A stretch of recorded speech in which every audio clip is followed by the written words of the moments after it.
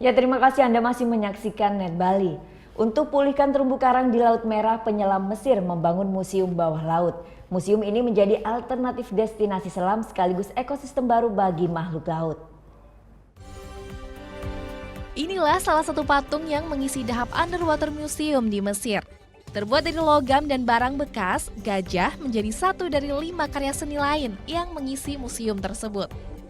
Proyek ini digarap oleh iDive Tribe, komunitas selam setempat.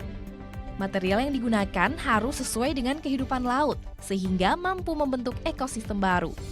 The materials chosen for the statues are chosen in a way that the coral reef, when it's propagating, is attaching itself into the statues, and they transform into a artificial reef.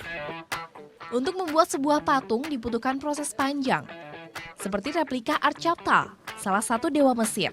Disusun dari 100 batu granit, patung ini memerlukan 25 tenaga penyelam untuk memindahkannya ke dasar laut.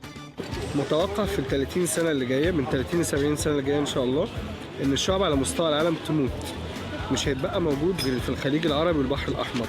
الواقع إن إحنا بنهلك الشعب الموجودة عندنا في الخليج العربي والبحر الأحمر، فكان لازم يكون عندنا غطاسات بديلة، أماكن غطس بديلة للمبتدئين والغطاسين المحترفين الغير محتاجين إن هم ينزلوا على الشعب المرجانية.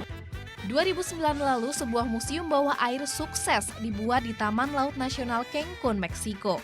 Dibangun selama 4 tahun, sebanyak 500 patung kini menjadi ekosistem terumbu karang artifisial sekaligus bernilai seni tinggi.